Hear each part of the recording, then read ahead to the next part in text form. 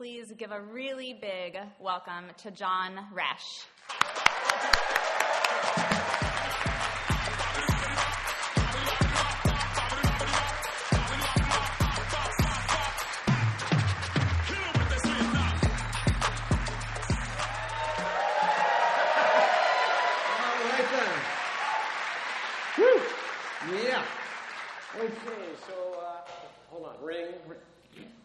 Hello.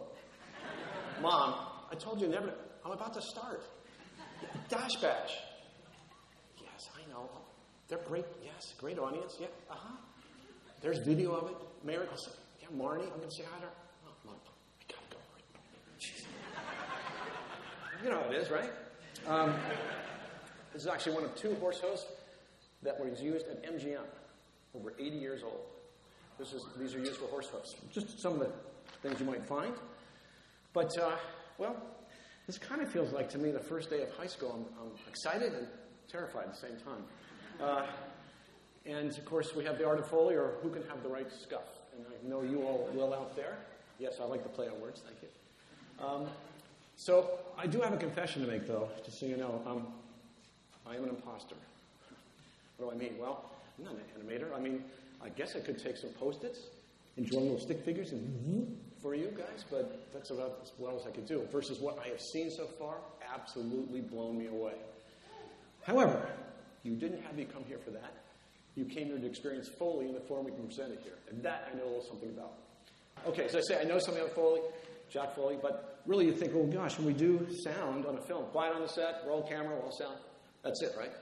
No, it's almost like going to Thanksgiving dinner and cooking the turkey, pull it out. Hey, where's the gravy? There's no gravy. You know, you have to make it.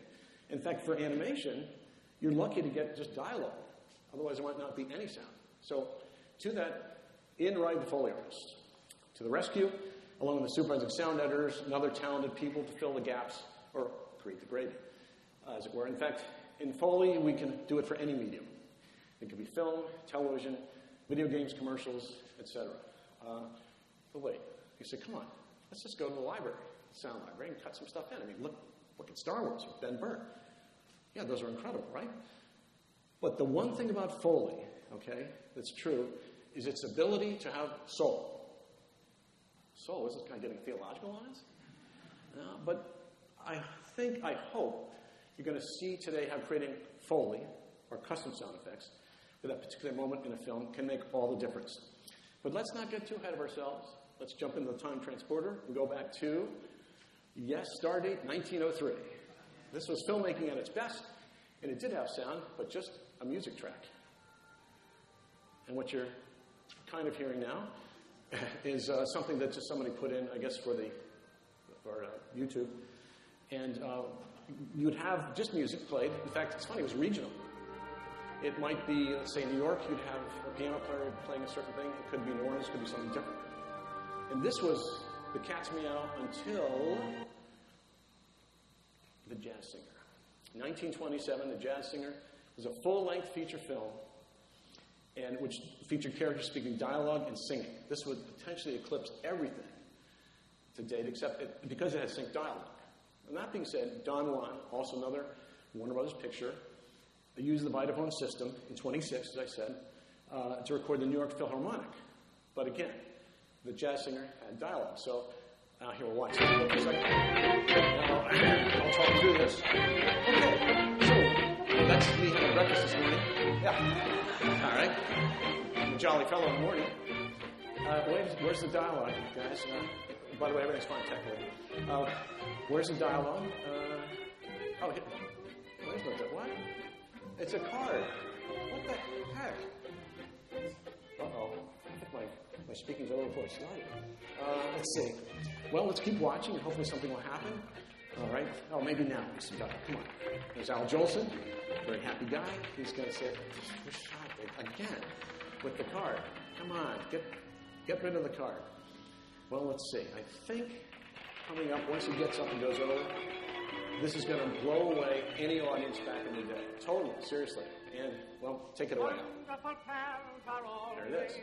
Okay?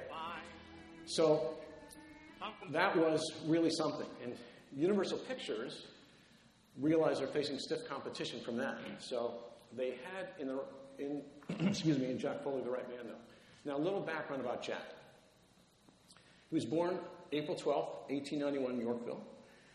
He was raised in the Coney Island area. That's in the picture. He grew up with James Cagney and Arthur Murray and Bert Lahr, some other people. And his first job was at the New York docks.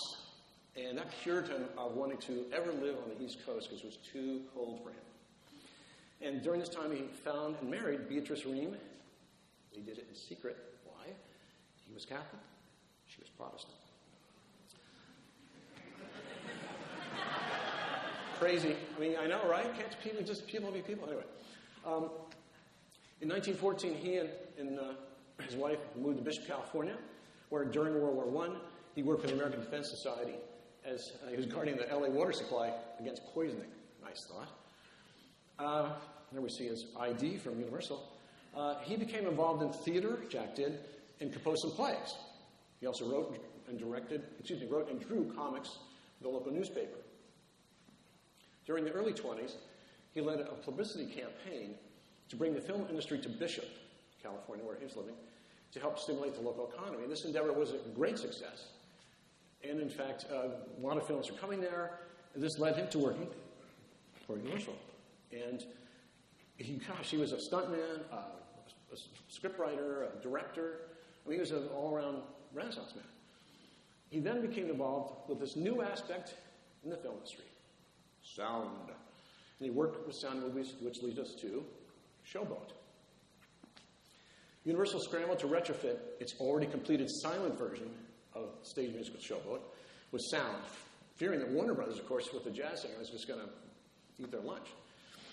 So Jack, he used borrowed equipment, Vitaphone.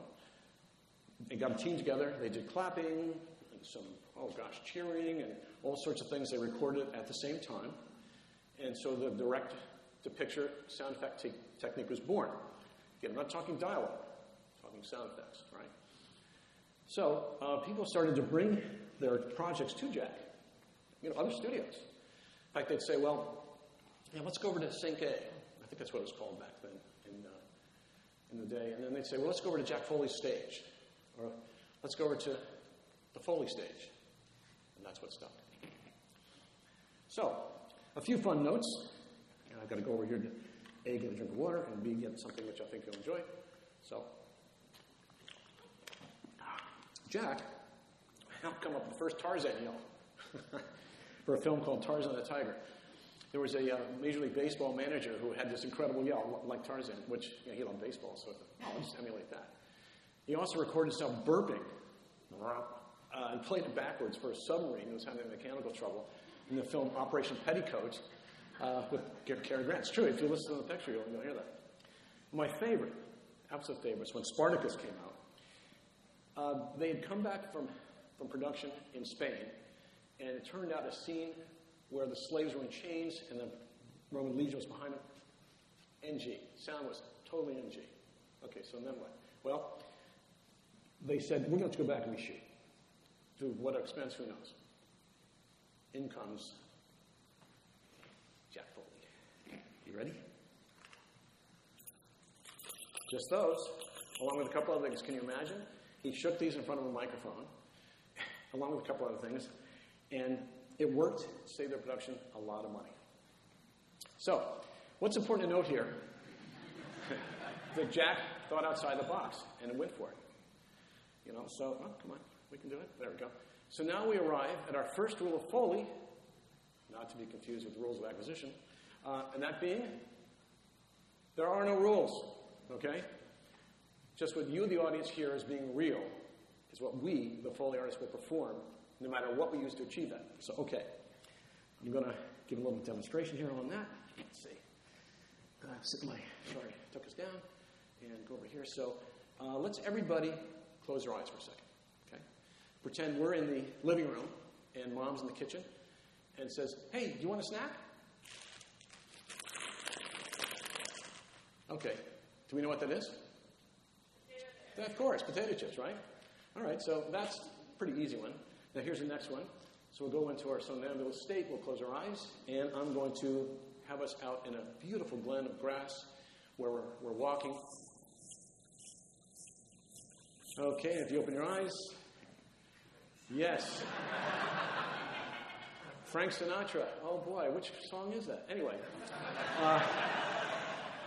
it is just good old quarter-inch tape. So, anyway, what I'm trying to say here is, hopefully our mock Foley session coming up will kind of make it a little clearer. But so there's nothing wrong with cheating as long as the audience believes what they're seeing is being real. Okay. All right, enough jabbering. A couple things. We kludged up a Foley stage here. You kind of saw it happening. Many people have helped put this together. Ben Rumer and his crew, incredible. Trevor Richardson will be out here soon. Our Pro Tools guru mixer and sound designer based in Seattle, Washington, working with Sanctus Audio. He's sound design, mixed numerous short films, ads, yes. Documentaries, video games, apps, much more. He lives in a 100-year-old house on the top of a hill with his wife Palmer and dog Quinn. This is in Seattle, so tell me you do have a four-wheel drive, right? For sure. Okay, so good. Okay, all right. So before we look at some clips, let's establish an overview. What is the scene about in the film? This might seem a little rudimentary, but we need to process everything through the lens of a storyline and a director. So, in other words, if it's a comedy, should the spurs on the cowboy be tinny and funny? Or conversely, if it's a horror film, should the door opening, which allows a monster to escape, should that have an incredibly ominous squeak? Again, it seems very obvious, but it is the attention to details that make all the difference. I like life. So, okay, in conjunction with that, is the film organically based, or is it over the top? In other words, is Arnold Schwarzenegger picking up a sword, or is it a little fairy princess picking up a foil and putting it into her scabbard, you know? So one would be OTT, Arnold, and one would be organic. And that's truly, we do that. So now we come to the three components to create Foley. These are footsteps, props, and movement. We're going to go into greater detail of those in a minute, but how do we know where they go? I mean, what footsteps to do where, what props to be Foleyed, and the movement. Is it a leather jacket? Is it a story point? Do we need to split it out, or is it something we can do generally? I mean, what do we do? To the rescue, cue sheets. Yes. Okay, so this is one, I have to look closely, page 13 of 20 of a film I did with my partner, Shelley Roden, when I was at Skywalker and Scott Kurt's Mixer. And as I said, this is page 13, and as you see, there's the red circles. Those are my cues, and the other ones are hers, uncircled, and the ones with the blue and the red, that's us together. Now, of course, our stage is a stage where we use two Foley people, okay? So we can really tag team, which is great. So hence, I have these cue sheets like this. In fact, what I would do is, let's say, Legend climbs on Cruiser, and that's channel 9 if you look on the big screen. So through all the pages, I would notate where that is, and I would just do all those one after the other, et cetera, et cetera. So we try to maximize the time. And in doing so, hopefully we'll have a chance to give ourselves to do really, really good detail and make it sound where you believe it. And this is, again, really important. So if anybody out there is getting a Foley stage and some people there, make sure you know what their needs are. Again, these are specific to us.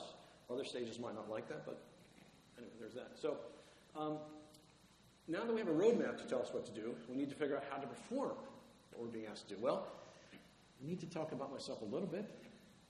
I am an audiophile. It's not contagious. It's okay. I can see something on the screen and hear the sound in my head. So all I have to do is figure out what I need to do to make that sound either with my hands or my feet that you, the audience, will believe. Okay? So if a bone breaks, I might think of, maybe it's an uncooked lasagna. Or if a knife is thrown and flies past the heroin, maybe I'll take a dowel wishing it past the mic, which maybe we'll see later. So you get the picture. So the definition of an audiophile is a person whose mental imagery is auditory rather than visual. That's the same law. Now, Trev, entree, please. As we see from the picture on the screen, most Foley artists have more... Yes. Sorry. I shouldn't have stepped on this coming out. This guy volunteered, sight unseen, to come do this. And yesterday... Yeah, right? For sure. So yesterday we're kind of starting with what you'll see coming up a little bit. And his computer was not happy. Didn't want to do it. Not happy. So I pull mine out, which has like the most basic Pro Tools ever, because like, forget it, me, I blow the system up here. As soon as we put it down next to his, all of a sudden his worked. So I figured, they probably thought, wait a second, you're not getting away with that. I am going to work. So anyway, I really thank Trevor for being out here and helping. So again, this is a Heikki Kossi who took my place at the ranch. Just some of his shoes. Most Foley artists have at least 150 pair of shoes, if not more. I do have, indeed, 5 pair of high heels. I only wear them on Saturday nights. And boy, let me tell you, trying to buy those things, that's a story. Size, I think it was like 14D. I swear. Anyway, gosh, I guess I know. Sorry. I was going to tell you. I was going to say I only brought a couple pair of shoes because I could not afford the baggage fees for United if I tried to do that. All right, so let's stop all this nonsense. And Trevor, let's go to scene A. And while we're doing that, we're going to, let's see, I'm going to sit down and change my shoes. I always sit down. That way I don't fall over. Actually, why don't we, we'll read this. Footsteps are way to a character's soul, right? So we start with what you're going to see in a moment. There we go. Trevor's going to run this for us so we'll know what we're doing. And there it is. Okay, fairly easy. Up. And she stops and she opens the door. All right, great. So I'm going to do those footsteps. So I have my shoes on.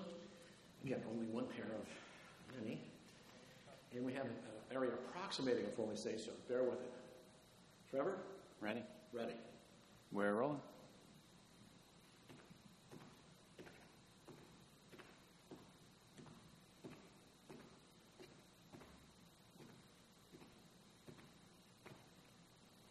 Terrible. Let's do another take. I guess you got nervous. You ready? Ready. Can't record with clapping. I was actually early on the step-ups. Let's try it again, right? All right, and rolling. Okay.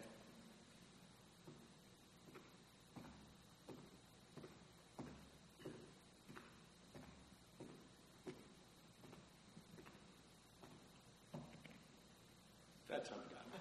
Amazing.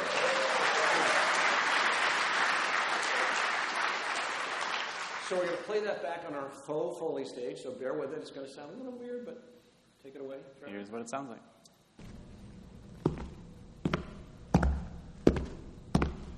Godzilla.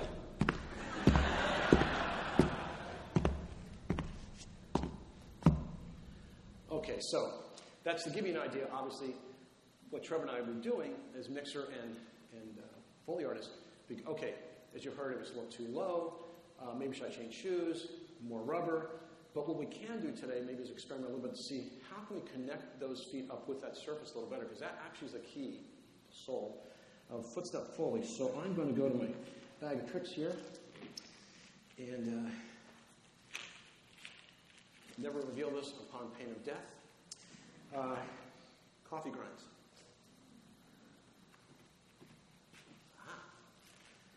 So what we're trying to do, and what I do this next take, is we're trying to,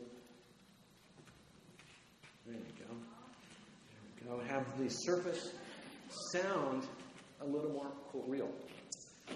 So Trevor, so we'll do another take whenever you're ready. All right, we're rolling. Okay.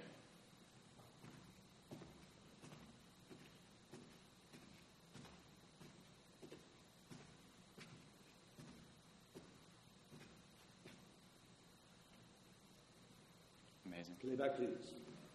Let's see if we can, hopefully, we've not rehearsed this, we can hear a difference. And playback of this layer. Okay.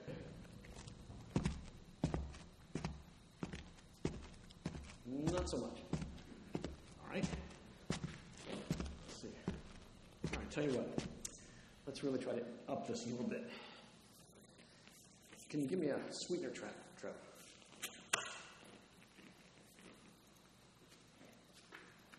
All right, and we're rolling. Cool.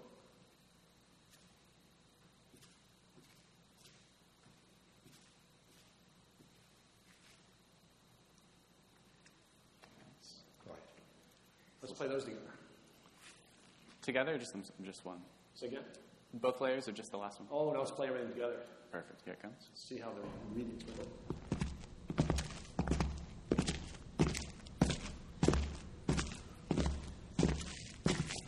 All right, starting to come together, right?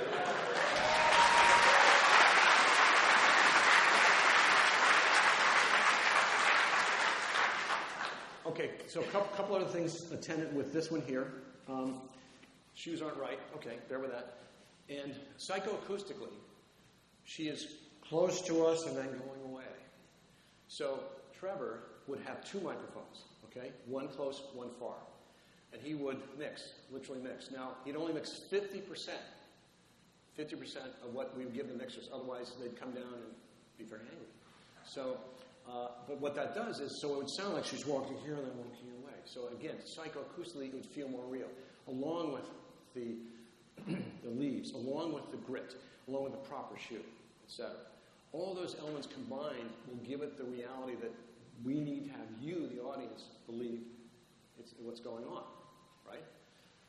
And this is done, for every film, mostly. I mean, some low-budget films, they cut them in, but we won't talk about that. So, Trevor, let's go to scene C, please. Scene C. Yeah, so while we're looking at this, I'm just going to change my shoes here because we're no longer doing footsteps. We kind of got a sense of that. We're going to do a prop here. And Trevor, could you play this one so we could look at it with the audience? Yep, here it is. Okay. All right. Oh, okay, up we go. Fly and land. All right, perfect. So, now since Trevor's the mixer, I always honor his ears, because without those, I'm screwed.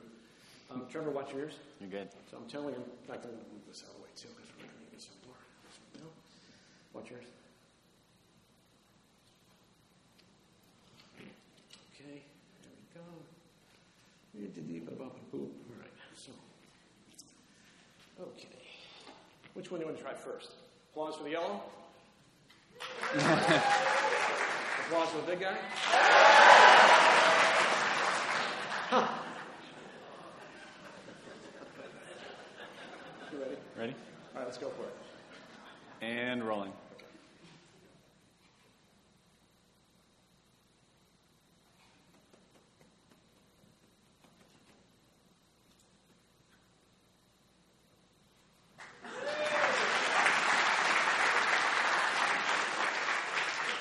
Lay back, please.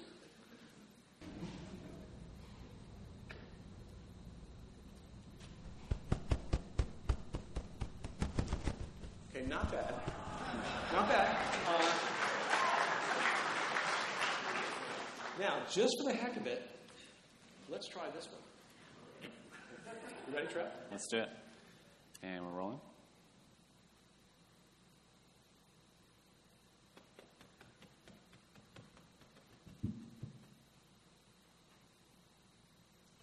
Unfortunately, I blew some air in the mic with that, but let's just try it.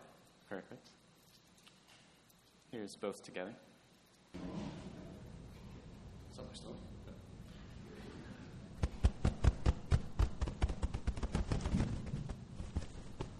Now, in a sense, that had a little more detail to it, did it not? Or am I crazy? So looks can be deceiving, and of course, what we might think, because I would gravitate, actually, as you all said, to that one. Think, oh yes, there's a big. In fact, what I would do, again, with the environment being a little better, not that we're dissing the place, I'd probably use a glove or something else with it. Or I might even, believe it or not, use a long-sleeve shirt. And just at the end, where the cufflinks would go, I'll let it hang out here and flap that. Or a combination. Because again, it's okay to build. It's not a bad thing to build until you get to what you need. So, all right, let's see. Trevor, let's go to the next prop, which is, I forget now, it's, what is it? The knife. A, C, D, E. No, D. Right? Yes, that's it. Okay, good. There you go. Let's take a look at it. And doink. All right. Come on. Do some more. You can do it. There, 2. That's it? One more. Okay. Great. Oh, good. All right. so watch your ears, move the mic. All right. Let's see here. Tools in the tray.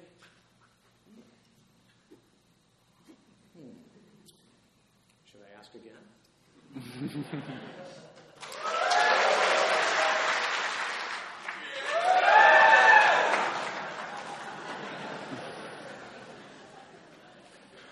You ready? Ready. And we're rolling. Okay. Oh, once more for me. I fell asleep at the switch. So you can go from the top when you're ready. All right. Rolling again. Okay.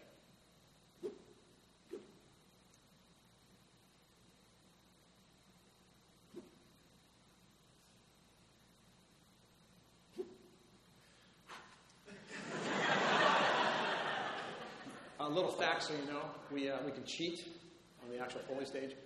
Have something called streamers. So you can either streamer the first frame of the picture or typically the first frame of the prop. So I literally would see across the screen, I'd see a big boom like that, white stripe, and I know when to start the action. I swear to you, except for the footsteps, which we had recorded a little bit to test, I haven't done any of these, per se.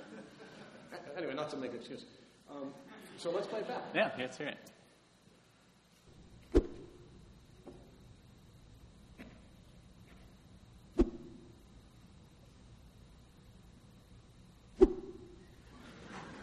Okay, so Trevor would adjust that. Or I'd be out in the front, with a cup of pencils saying, please help me. All right. Enough of that one. Let's see. Trevor, you see where we are now? Let's go to Snow Bear. Yeah. Which will be seen, I can tell you real quick if you need me to. Yeah, I got it. You got it? Okay. Okay, so we're going to look at this first. And do I need to tell them where we are? Yeah, I do. Hold on. Yeah. 1 second, Gary. Got to make sure all people are happy. And this will be this, go to scene I, guys. Oh, that's me. Hold on. That's right. There we go. All right, there we go. Perfect.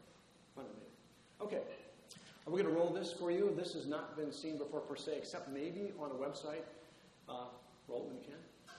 Aaron Blaze was nice enough to allow me to bring this to you all, to show you this. The opening of his short called Snow Bear.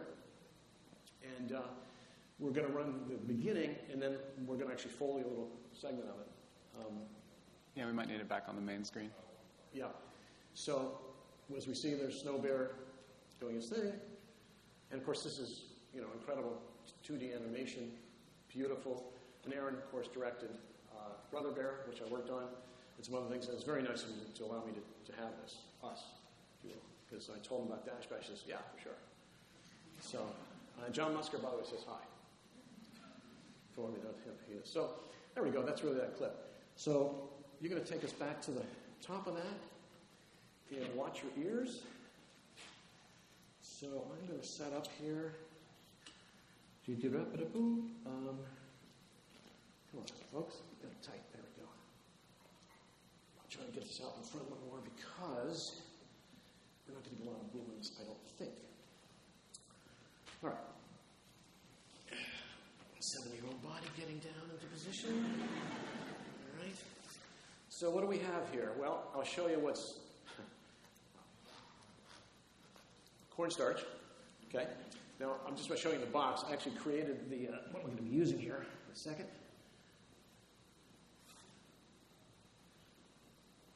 Okay.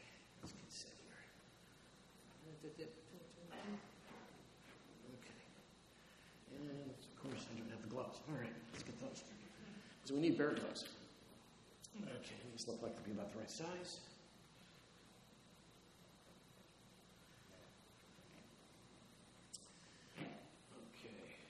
I see we're at 15 now. Trev, thanks. All right, here we go. And we're rolling. Let it rip, Trev. Let's do it.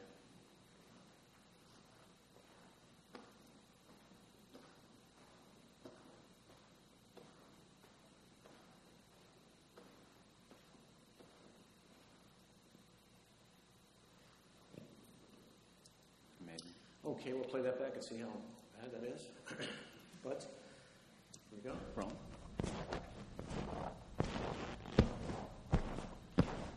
So I've got some weight to it, some size. You have a sense of the snow. You would need to really do a couple of other elements to it, to be honest. And of course, I did that with just I covered all feet with these gloves. That's actually not the way I would do it. What I would do is I'd cover the front feet first on one track, and then the rear feet on another track. And in fact, the front feet would be a little less heavy, the rear feet would be heavier. And that would make it sound real. So, thank you, Aaron.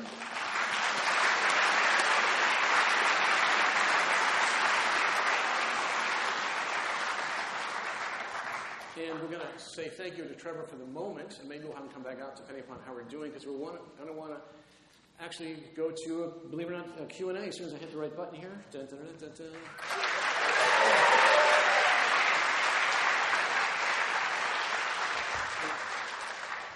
Okay, so when we get a chance, we can switch back to, let's get that off. Thank you. We might come back to that. Just time is, I had no idea time would go so quickly. So, microphones are out. House lights up, maybe? There we are. Cool. Anybody have a question for me, as long as it's not illegal or immoral? Hi. That was so awesome. Hi, First of all, I'm Maple. Maple. Nice to meet you. What is the hardest sound effect you've ever come in contact with? Well, I'm going to tell you. As a quick overview, too, and thank you, Maple, for the question. That is, what's the hardest sound effect I've done? Believe it or not, animation is the hardest thing to do. And stop animation is the hardest thing to do. So, that being said, the hardest thing in my career was a little film called The Abyss. And in The Abyss, Ed Harris gets put into a full immersion suit. And literally has his helmet locked on, and then this liquid comes up and literally has to breathe it like in utero. Freaky stuff. Supposedly the Navy has something like that, but don't tell anybody. So, how do I mic that? Okay, well, I'll do my usual thing. Here's the mic, have the helmet, pour the water in the helmet, great. Except it sounded like the helmet. It didn't sound like going inside the helmet. Okay, so James Cameron, by the way, you do not want to disappoint him, folks. I'm telling you. So I thought, well, okay, I'll do it tomorrow. Then I'll do it tomorrow. The night before the last day of Foley on that show, by the way, I was 40 days straight on that picture. So that was unbelievably difficult. I had a dream. And the dream was how to mic it using plastic tubing, if you will, like think PVC pipes. And so one pipe would go from inside the helmet to another one, which I could pour. So in other words, I put this all together, this kind of Rube Goldberg thing, and it actually worked. So much so I could even get the bubble when it comes out at Harrison's nose. So anyway, that was probably the hardest one, Maple. Yes, your question. Yes. So in your Leaf example, you mentioned kind of mixing a foreground mic with a background mic to get that distance.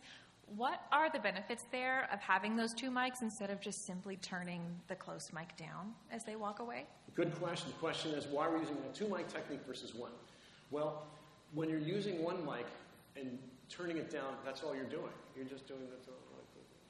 Whereas, if you're using a foreground mic and a background mic, psychoacoustically, it's going to sound like it travels to us.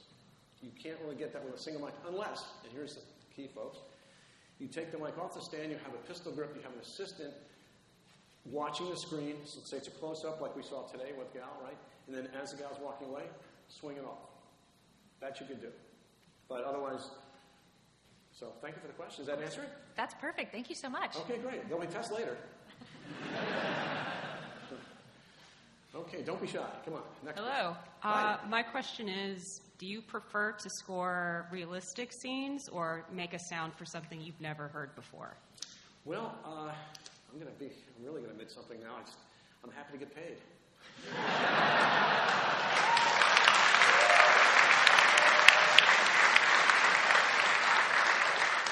But so to answer your question as far as like what do I prefer doing? What I prefer doing is working with the team. Shelley Roden, Scott Curtis, myself, because there's no I in team. And to that end, then, there's nothing we can't do. Really, I mean that sincerely. And that's, if I may say, throwing that out to you all, that's really the most critical component in work, is, you know, your mental health, you know, and working with the people that you love or like, whatever, you know, and they have your back. So, thanks for the question. Yes, sir. What's one of the more bizarre solutions you found for a seemingly very common sound? That's a good, tough question. I don't think I've ever been asked that before. Well, let's see. I guess using a chamois. I should restate the question too. What's something that you wouldn't commonly think of, right? Yeah, like a weird technique for like a sound that should or would seem simple at first. Okay, well, I don't know if I'm going to quite answer the question correctly, but there was a film called Blade 3 where when you kill a vampire, you put a stake through and they flash away. Okay, so let me ask you. You know, and the director's going, you know. So we came up with the idea, well, the stake in, we used a piece of wood, and we also used pine cone, you know. And then on another track, we used a little bit of pasta and maybe some celery. And then for the flashing away, I took that orange cushion, put the mic stand on it so it reverberated up the stand, and I took the 1/4 inch and kind of, so it doesn't quite answer your question, but I'll have to put that in my library and figure it out. So. Thank you. Thank you. Thank you. Yes, sir. What's your name? Hi, I'm Jordan. Jordan, how you doing, Jordan? I'm doing pretty good. How about you? Better than most, not as good as some. I'm happy to be here. That's fantastic. Would you say you have a most versatile pair of shoes? What are my most versatile pair of shoes? My comfortable ones. Yeah, actually, there's probably 3. Okay. 3 that I would typically kind of were go-to shoes. But then again, like on Dunkirk, we'd done a scene where this poor guy is trying to escape being shot. You know, running away from German lines, or at least where the Germans were coming up. And he runs down this long roadway and jumps over a fence. Great, we did a great job. We thought, this is fantastic, you know? Get a call from Chris Nolan. This isn't right. What? Well, you do know that the British Expeditionary Force, the BEF, that's the British Army, they had hobnails on their boots. I didn't know that. So I go to the local cobbler and say, hey, can you put some hobnails? Oh, yeah, sure.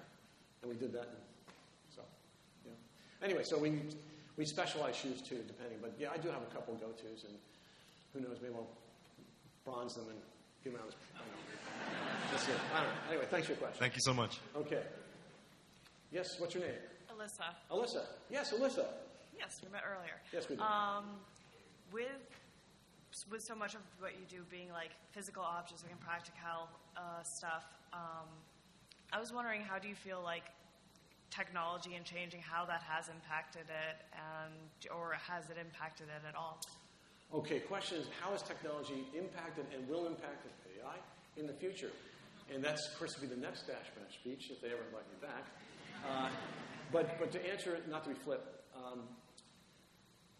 technology is a tool. That's all it is. And at this point, to my mind's eye, AI is monkey see, monkey do. And what you saw today was me creating sound effects in sync with a picture that is customized and hopefully having soul. I don't know that a machine's ever going to get that. I'm not saying that to protect my job. I don't have a job anymore. I'm retired. You know? But you know, I do think that it's incumbent upon the creators and the people, the actors, etc. I do, and I'm not trying to proselytize, I do understand their fight. It's ridiculous to think that a background person could have their image taken and utilized in perpetuity for only being paid one day. That is just downright wrong.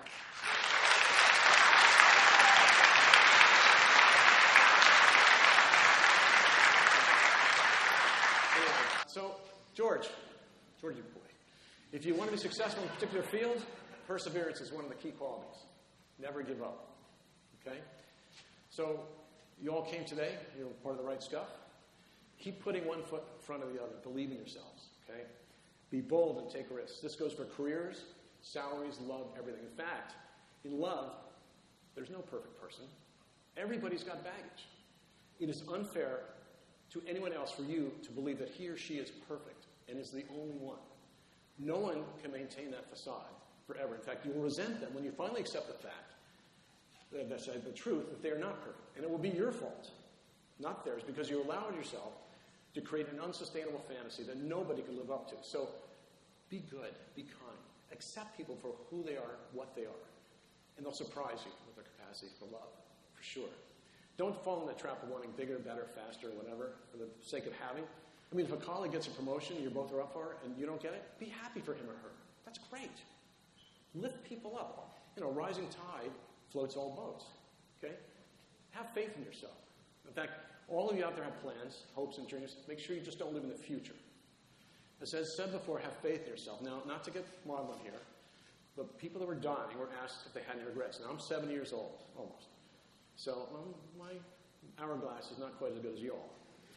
And they all had similar answers. You ready? This is interesting. Number one, I wish I had the courage to live a life true to myself and not the life other people expected. I wish I hadn't worked so hard. You want to work hard when you work, but have a life.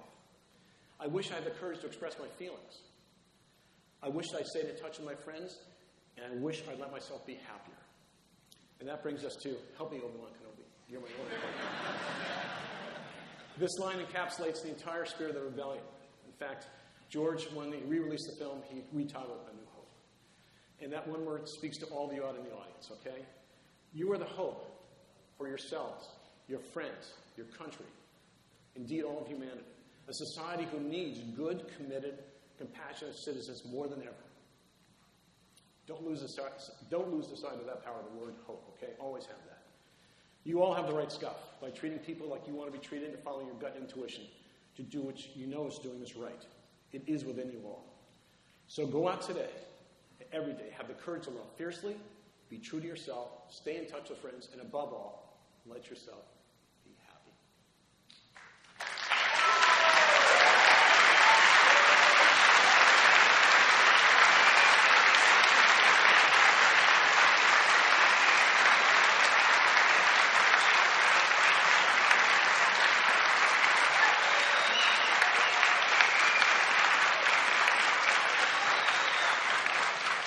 Former crew, Shelley, Scott, and me, saying, may the Foley Force always be with you. And of course, I said, well, I can't draw, but this will be my feeble attempt if it ever gets going. There we go. Big thanks, of course, to Maren, her parents. They're out in the audience. I'm so happy. That's why I'm here, actually, folks. Along with Maren and everybody else. Of course, John, Corey, all of Dash Studios, Ben Roomer, his crew, mixing match of Trevor Richardson. Give it up for him.